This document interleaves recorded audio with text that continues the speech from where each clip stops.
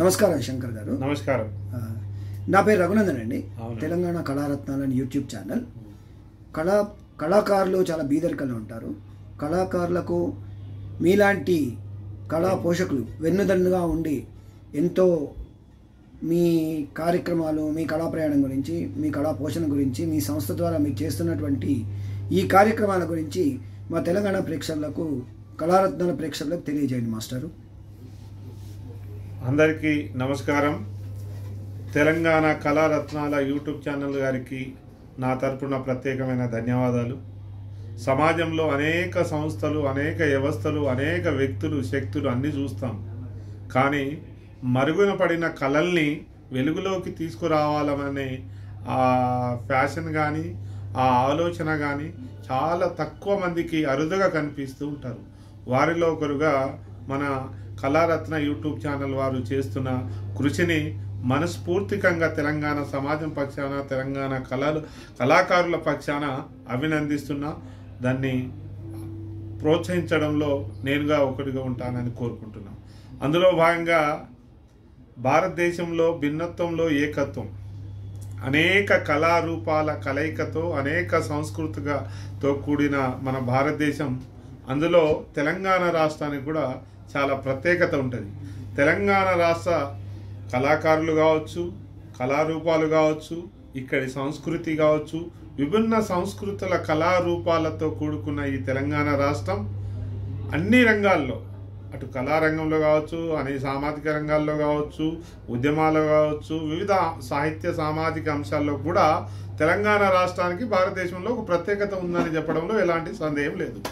అందులో భాగంగానే తెలంగాణ భాషా సాంస్కృతిక శాఖ వారు కావచ్చు, తెలంగాణ ప్రభుత్వం కావచ్చు, తెలంగాణ కళాకారులు కూడా వారి స్వయం కృషితో వారిలో ఉన్న ఆ శక్తి, ఆ కళారూపాలను వెలుగులోకి తీసుకొచ్చి ఆ కళల్ని ప్రదర్శించి తెలంగాణ ఔన్నత్యాన్ని ప్రపంచం చాటడంలో కళాకారులకు కూడా ఒక ప్రత్యేకత ఉంది.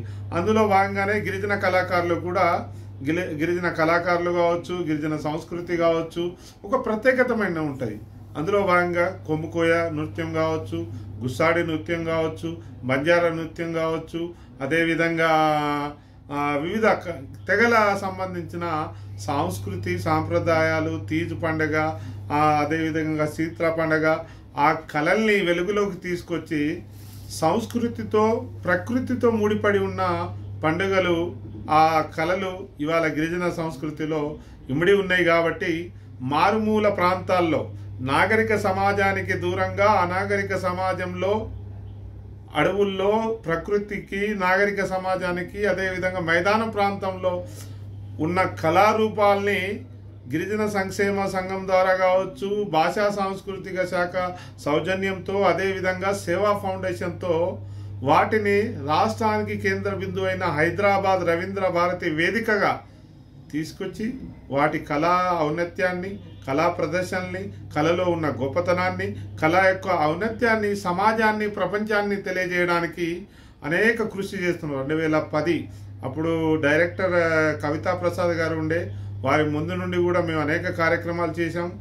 ఆ కళల ద్వారా ఏంటంటే మారుమూల ప్రాంతాల్లో, నాగరికంగా గిరిజన గూడాల్లో, తండాల్లో మగ్గుతున్న కళారూపాల్ని వెలుగులోకి తీసుకొని రాష్ట్రానికి కేంద్ర బిందువు అయిన హైదరాబాద్ వేదికగా, రవీంద్ర భారతి వేదికగా దాన్ని ప్రదర్శించడం, వారి యొక్క గొప్పతనాన్ని బయటి ప్రపంచాన్ని తెలియజేయడం, ఈ సంస్థ ద్వారా అనేక మందికి ఉపాధి కల్పించడం, ఈ సంస్థ ద్వారా ఆ కళల్లో గొప్పతనం, ప్రావీణ్యం ఉన్నవారికి కుమరం భీమ్ అవార్డు కావచ్చు, సేవలాల్ మహారాజ్ అవార్డు కావచ్చు, వివిధ రూపాల్లో పారదర్శకంగా ఇచ్చి వారిని ప్రోత్సహించి మీ కళ గొప్పతనం ఇది అని చెప్పడంలో నిరంతరం కృషి చేస్తున్న సేవా ఫౌండేషన్, గిరిజన సంక్షేమ సంఘం కృషి చేస్తున్నాం.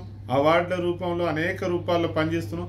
భవిష్యత్తులో కూడా వారిని అనేక రూపాల్లో ప్రోత్సహించడానికి మా సంస్థ కృషి చేస్తుంది.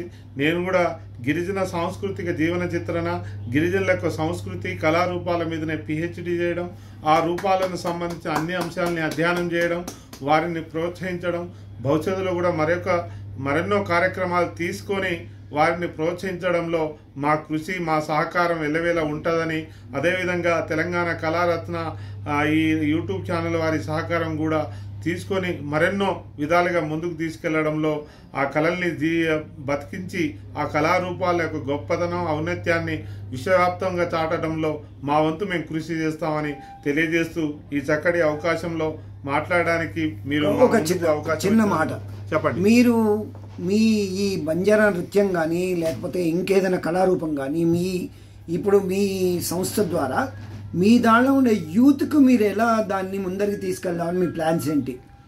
మేజర్గా ఈ పోటీ ప్రపంచంలో ఈ గ్లోబలైజ్లో కాలక్రమేణా టెక్నాలజీ అనేక పోటీ ప్రపంచంలో మారుతున్న కాలానికి అనుగుణంగా కొంత ఫ్యాషన్లో నిమగ్నమై మన భాష, మన సంస్కృతి, మన ఆచార వ్యవహారాలను కాలక్రమేణా అంతరించిపోతుంది.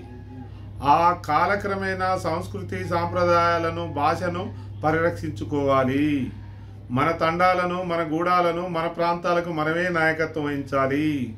మనం జన్మనిచ్చిన యూత్ గతదే మనకు జన్మనిచ్చిన తండా నుండి వెళ్ళి వివిధ ప్రాంతాల్లో మనం స్థిరపడ్డా మనకున్న సాంప్రదాయం పరంగా ఉన్న పండుగలు కావచ్చు, కళలు కావచ్చు, వచ్చినప్పుడు వాటిని కాపాడుకొని మన సాంప్రదాయ పరంగా మన కళారూపాల ఆచారాలను వ్యవహరిస్తూ మనం పండుగలు జరుపుకుంటే మన కళల్ని మనం పరిరక్షించిన వాళ్ళం అవుతాం. మన కళల్ని మనం సజీవంగా చూసిన వాళ్ళం అవుతాం. భవిష్యత్ తరాలను కూడా మన సంస్కృతి, మన కళల్ని, మన ఆచార వ్యవహారాలను చూపించడంలో మన వంతు మనం పాత్ర పోషించాలి. కాబట్టి మనం ఎక్కడున్నా మన వేషధారణను కాపాడుకోవాలి, మన భాషను కాపాడుకోవాలి, మన పండుగల్ని కాపాడుకోవాలి, మన కళా సాంప్రదాయాల్ని కాపాడుకుంటేనే భవిష్యత్ తరాలకు మన యొక్క గుర్తింపు, మన కమ్యూనిటీ యొక్క గుర్తింపు ఉంటుందనే విషయాన్ని కూడా యువతకు నేను రిక్వెస్ట్ చేస్తున్నా.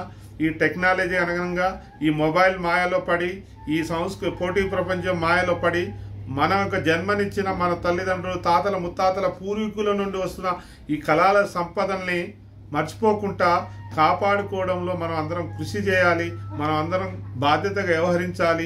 ఎక్కడున్నా, ఏ సందర్భం వచ్చినా, ఎక్కడ అవకాశం ఉన్నప్పుడు, తండాల్లో ఉన్నప్పుడు, గూడాల్లో ఉన్నప్పుడు మన పూర్వీకుల దగ్గర నుండి ఉన్న కళల్ని, ఆ సాహిత్యాన్ని, ఆ అక్షర ప్రామాణిక రూపంలో పొందపరిచి భవిష్యత్ తరాల్లో మనం అందించినప్పుడే ఈ కళ బతుకుతుంది, మన పండుగ బతుకుతుంది, మన యొక్క సంస్కృతి బతుకుతుంది అని ఆ దిశగా నేను ఆల్రెడీ PhD డాక్టరేట్ చేశాను. పుస్తకాన్ని కూడా రూపొందించి. ఏం సబ్జెక్ట్ చేశారు మీరు? నేను గిరిజన సాంస్కృతిక జీవన చిత్రణ అనే అంశాన్ని తీసుకున్నాను. ఆ బుక్ కూడా తీసుకొచ్చాను. దాన్ని కూడా ISBN నెంబర్ కూడా వచ్చింది. సో మనం ఏది చేసినా డాక్టర్ శంకర్ భవిష్యత్ తరాలకు మాటలతో కాకుండా, పాటలతో కాకుండా పుస్తక రూపంలో ప్రామాణికంగా ఉండిపోతుంది. అది గ్రంథాలయంలో మిగిలిపోతుంది. రాబోయే తరాల్లోనే గిరిజన సంస్కృతి గురించి, గిరిజన కళల గురించి, గిరిజన పండుగల గురించి ఏదైనా కావాలంటే వాటిని చూసి సేకరించుకొని చదువుకొని కాపాడుకోవడంలో ప్రయత్నం జరుగుతుందని నేను భావిస్తున్నా. భవిష్యత్తులో మరెన్నో విధాలుగా కృషి చేయడానికి నా వంతు నేను ప్రయత్నం చేస్తాను. ఇప్పుడు కళాకారులకు జీవనోపాధి ఉందా? అది పెద్దగా ఏమైతే కనబడలేదండి. అరకొరగానే అక్కడక్కడ కనబడుతుంది. ప్రత్యేకమైన పాలసీస్ కావచ్చు, పథకాలు కావచ్చు, సంస్థలు, ప్రభుత్వాలు, స్వచ్ఛంద సంస్థలు కూడా ముందుకు రావడంలో అంతగా ఆసక్తి చూపించట్లేదు అనేది నేను భావిస్తున్నాను. ఏం చేయాలి ప్రజలు కానీ, ప్రేక్షకులు కానీ, ప్రభుత్వాలు కానీ ఏం చేయాలి? ఇప్పుడు ఈ టెక్నాలజీలో, ఈ మొబైల్ మాయలో, ఈ పోటీ ప్రపంచంలో, ఈ గ్లోబలైజ్లో పూర్వీకుల కాలంలో ఉండే ప్రభుత్వ ప్రోత్సాహాలు కావచ్చు, వివిధ సంస్థలు ప్రోత్సహించి వారి ద్వారా సమాజాన్ని చైతన్యపరిచేది. గతంలో ఏ ఒక వ్యవస్థ వచ్చినా, ఏదైనా మార్పు జరగాలన్నా, లేకపోతే ఏదైనా అంశాల గురించి చైతన్యపరచాలంటే ఆయా కళారూపాల ద్వారా, పాటల ద్వారా, ఆటల ద్వారా చైతన్యపరిచేది. అది పెద్దగా కనబడడం లేదు. కాబట్టి ప్రభుత్వం ఆ దిశగా అలాంటి అడుగులేసి మంచి పాలసీస్ తీసుకొచ్చి కళారూపాలని పరిరక్షించడంలో ప్రభుత్వ ప్రోత్సాహం ఇంకా ఉండాలని నేను మనస్ఫూర్తిగా ప్రభుత్వానికి సూచిస్తున్నాను, ప్రభుత్వానికి కోరుతున్నాను. అదేవిధంగా కళాకారులు కూడా సామూహికంగా ఏర్పడి మీ కళల్ని రక్షిస్తూ కళలను కాపాడుకోవడం కోసం ప్రభుత్వాల దగ్గరికి వెళ్ళి జీవనోపాధి కూడా పెంచుకొని ముందు దిశగా మీరు అడుగేస్తారని నేను భావిస్తున్నాను. ఇప్పుడు మీరు మీ సంస్థ ద్వారా ఏమైనా అవార్డ్స్, రివార్డ్స్ ఏమైనా ప్రకటించారా ఎవరికైనా? 100% ప్రతి ప్రపంచ గిరిజన దినోత్సవం, వరల్డ్ ట్రైబల్ డే ఆగస్టు 9కి చేస్తాం. ఫిబ్రవరి 15న సేవాలాల్ మహారాజ్ జయంతి సందర్భంగా సేవా అవార్డు ప్రకటిస్తున్నాం. వరల్డ్ ట్రైబల్ డే సందర్భంగా కొమరం భీం అవార్డు ప్రకటిస్తున్నాం. వివిధ రంగాల్లో రాణించిన వారికి సన్మానిస్తూ అవార్డులు రివార్డులు ఇస్తూ వారిని చిన్న వయసులోనే మీరు నమ్ముతారో నమ్మరో సెంట్రల్ యూనివర్సిటీలో 2010 నుండే 2008 నుండే నేను ప్రోత్సహిస్తున్నా. అంటే ఆ విశ్వవిద్యాలయంలో నార్త్ ఈస్ట్ సౌత్ వెస్ట్ అన్ని రాష్ట్రాల భారతదేశంలో ఉన్న అందరి విద్యార్థుల సామూహిక కళారూపాలని చూసినప్పుడు అరే మనం పుట్టిన మూలాలను మనం జన్మనించిన తండాలో గూడాల్లో ఉన్న సంస్కృతిని ఈ రాష్ట్రాన్ని ఈ దేశాన్ని ప్రపంచానికి ఎందుకు పరిచయం చేయకూడదని స్వయం కృషితో ఆసక్తితో ఆ రోజు ప్రోత్సహించడంలో నా వంతు నేను ప్రయత్నం చేశాను. ఎక్కడ ఎంత పెద్ద స్థాయికి ఎదిగినా మళ్ళీ వెనకకు తిరిగి నా కళల్ని నా సంస్కృతిని నా ఆచార వ్యవహారం కాపాడడంలో నా కృషి నా కలం నా గలం నా ఆట నా పాట నిరంతరం ఉంటుందనే విషయాన్ని ఈ సందర్భంగా కోరుకుంటున్నాను. మీరేమన్నా కవిత్వం రాస్తారా? కవిత్వాలు రాస్తున్నా, పుస్తకాలు రాస్తున్నా, పాటలు రాస్తున్నా, అనేక అంశాల్లో నా వంతు నేను కృషి చేయడానికి ప్రయత్నం చేస్తున్నా. అనేక మంది రైటర్ని కూడా నేను సలహాలు సూచనలు ఇప్పించి పాటలు రాపించి ఆ భాష సంస్కృతి అదేవిధంగా మా భగవంతుడి సేవలాల్ మహారాజ్ది కానీ మా ఆధ్యాత్మికమైన అంశాల గురించి కావచ్చు, సామూహిక నిరక్షరాస్యత నిర్మూలన గురించి కావచ్చు, బాల్య వివాహ నిర్మూలన గురించి కావచ్చు, అక్షరాస్యత పెంచాలనే విషయంలో కావచ్చు, ఇట్లా అంశాల వారీగా తీసుకొని వారిని ఎంకరేజ్ చేస్తున్నాం. డాక్టర్ సోమలాల్ గారు పద్మశ్రీ ఎలాగైతే మీ భగవద్గీత గురించి బంజారా దానిలో రాశారో మీరు కూడా కళారూప విషయంగా మీరు కూడా చిరస్థాయికి చేరి మీకు కూడా పద్మశ్రీ రావాలని కోరుకుంటున్నాను. థ్యాంక్ యూ అండి. ప్రయత్నం చేద్దాం. ఏదైనా శ్రమించాలి, వర్క్ చేయాలి. ఆ కష్టమే మనల్ని గుర్తింపు తీసుకొస్తుంది. ఫ్యూచర్ ప్లాన్స్ ఏంటండి? ఫ్యూచర్ ఏం లేదండి. సామాజిక అంశాల మీద సామాజిక విషయాలను కళారూపాల ద్వారా చైతన్యపరచడం కోసం సమాజంలో అన్ని వర్గాల ప్రజలను ముందు తీసుకురావడంలో మన కలం మన గలం మన పాట మన ఆట ద్వారా మార్పు దిశగా అడుగు వేయడమే నా లక్ష్యం. ఓకే మాస్టర్, మీరు మీ టెలిఫోన్ నెంబర్ ఇవ్వగలరా? మీరు ఎవరైనా మాకు? నా టెలిఫోన్ 9908817986. మళ్ళీ బెల్లగా చెప్పండి. 9908817986. మా ఛానల్ గురించి మీ అభిప్రాయం ఏంటి చెప్పండి. నాకైతే చాలా గొప్పగా అనుభూతినిచ్చింది. ఎందుకంటే ఈ టెక్నాలజీలో ఫ్యాషన్ అవి ఇవి ఇక నేను చెప్పదలుచుకోలే, కానీ ఆ అంశాల వైపు బాగా ఎక్స్పోజ్ చేస్తారు, ఆసక్తిని చూపిస్తారు.